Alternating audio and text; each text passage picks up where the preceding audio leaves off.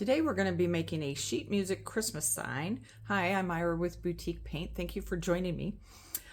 I went to a website where you can download sheet music, and I downloaded it to my computer. Then I went to FedEx's website, or you could go to whatever printer you like to use. But I uploaded it to their website and told them what size I wanted. This is a 24 by 18.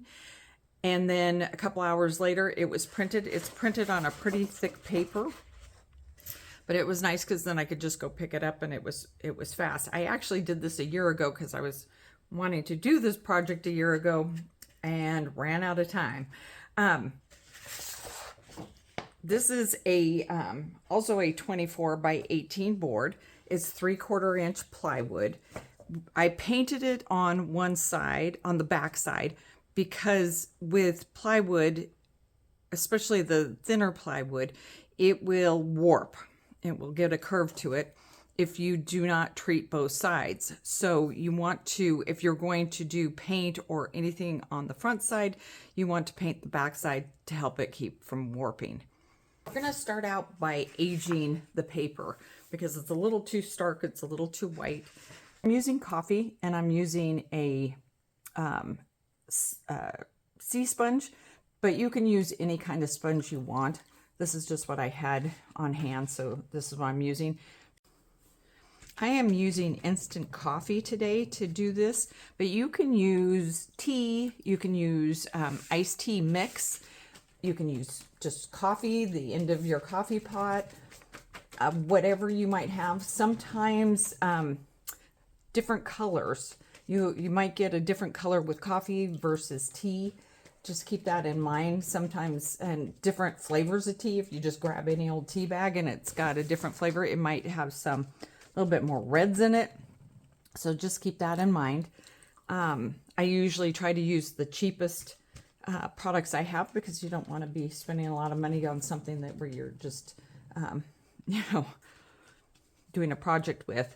But that being said, you can take your leftover and put it in a container and just put a lid on it and use it for another project. I'm sorry if I'm bouncing everything. So I'm just kind of going all over this. So next we're going to want this to dry, and then we will get it adhered to the board. And you can do as much antiquing as you want. The paper that they printed it on is just so white. And if that's what you want, you have like white decor, great. But I did want to give this a little bit of a vintage feel. I'm using DIY's liquid patina to adhere the paper to the board. So we're going to paint the liquid patina, DIY liquid patina on. We're just going to start at the top of the board, and I'm putting quite a bit on.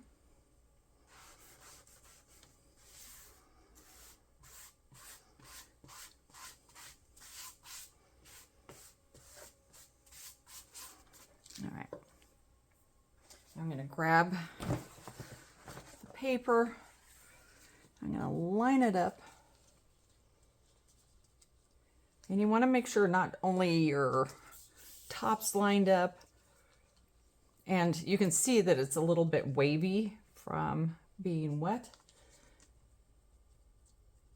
but line it up the best you can, side to side, top to bottom. And then double check your bottom. And it was just off a smidge, so.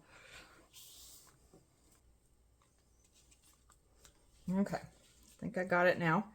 And now I'm going to take a brayer. And I'm going to start at the center and just kind of roll out.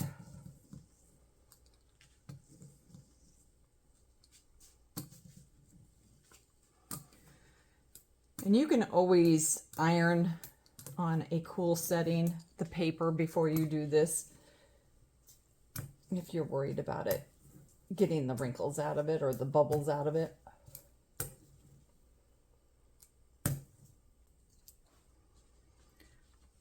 So I'm not going to worry about getting it completely down. I just want to move on to the next part where I'm going to fold this back here. And I'm going to get the liquid patina down there nice and thick.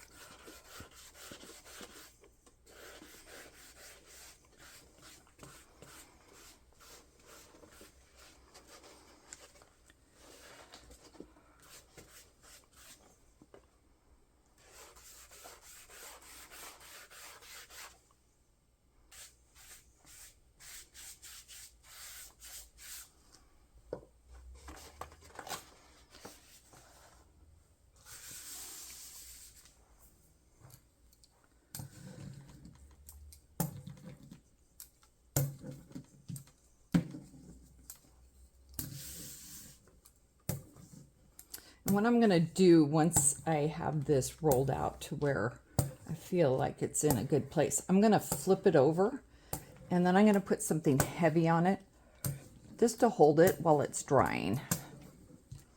And this is a place where I don't suggest you try to hurry up the process. A lot of times I'll be using a blow dryer or a heat gun to kind of hurry things up. I just, it's one of those things that it's best just to do it right so that you're not having to backtrack.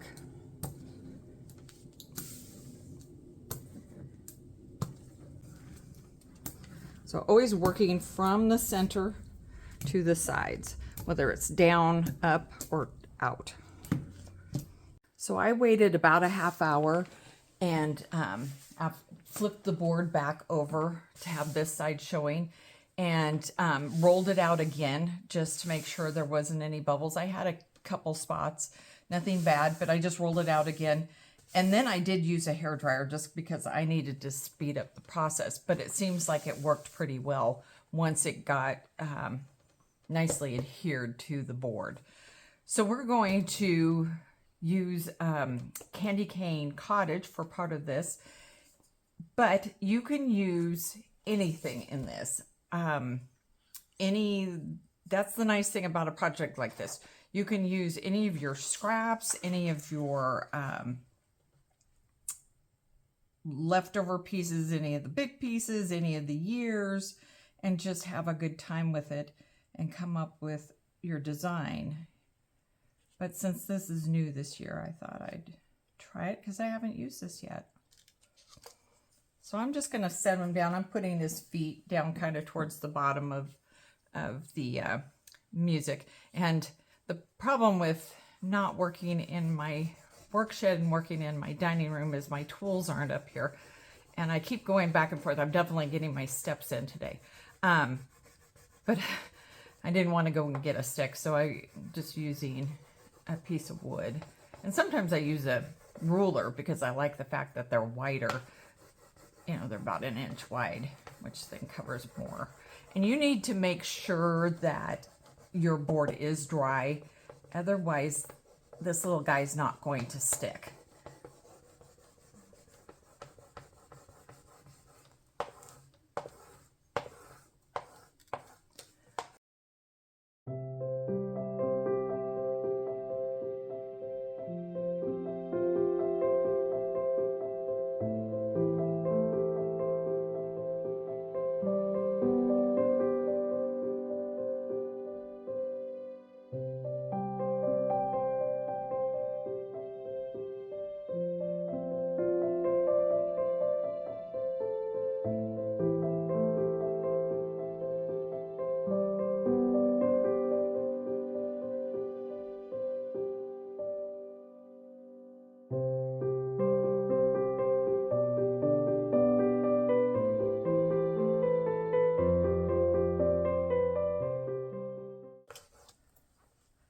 Go. He's onto the board.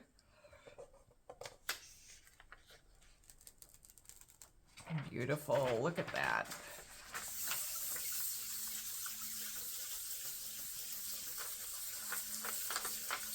That is so pretty.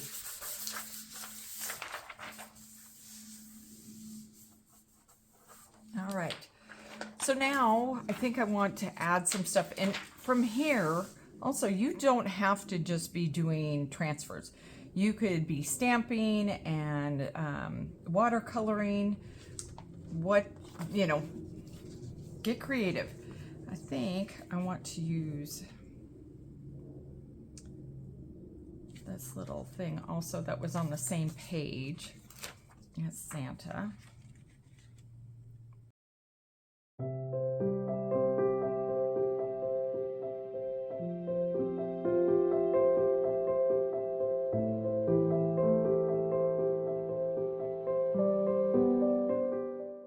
Next, I'm thinking I want to put something up here, and I really like these flowers that are in the same set. So I was thinking I could put those up here. And I got two different sizes, so you can decide what, but I love this. It's just such pretty colors. So I think I'll set it right there.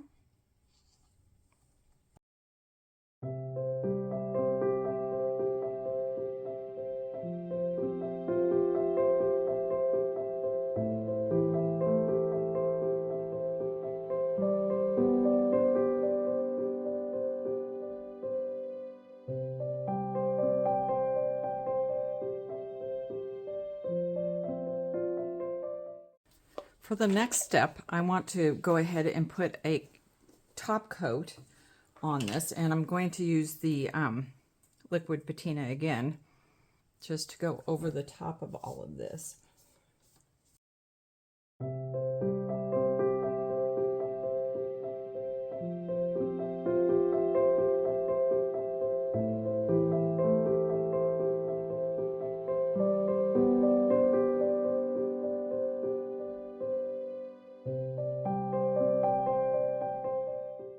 I have a little bit of paper hanging over the edge in some spots. The other side was hanging over a little bit more. So what I'm doing is I'm just going to take a piece of sandpaper, like you would if you were doing decoupage with tissue paper. And you're just going to, this is an 80 grit, but you're just going to go downward. And you can see it's just coming right off. Nice thing too is it's kind of softening the edge of the plywood.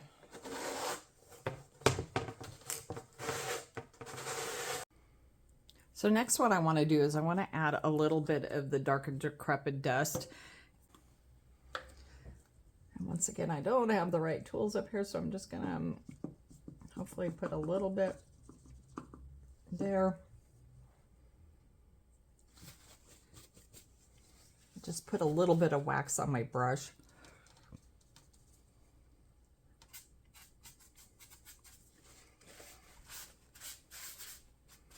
And you can just kind of add it and then wipe it back a little bit. We don't need a ton. We just want a little bit. And that way it gives it a little bit more dimension than just the coffee that we added to it, or the tea that you might add. Don't do what I'm doing. Don't put your dirty brush into the wax.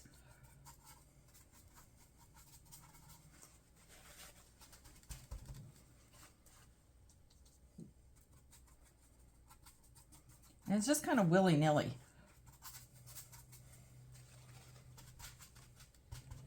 I need to put some in the middle.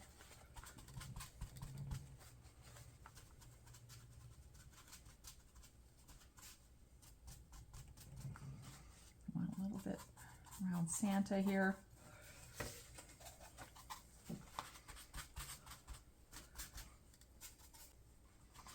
All right, I think I'm going to leave it there as far as the decrepit dust as I add more. And I want a little bit of an edging to this. So what I'm going to do is take my gold stamp pad, and you could use gold, you could use silver, you could use your IOD stone gray, do the same thing if you want just like a border that's going to show up a little bit more. I just thought the gold would be a nice touch. So I'm just going to take my stamp pad and I angle it at a 45 on the board.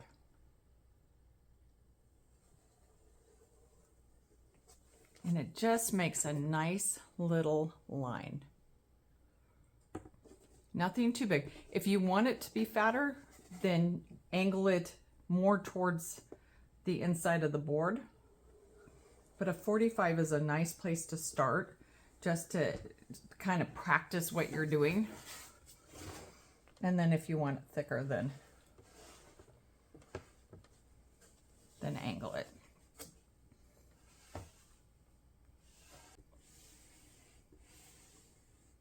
And that's it. If you have any questions about any of the products that I used in this video, you can go to our website at www.boutiquepaint.com. And thank you so much for joining me. Bye.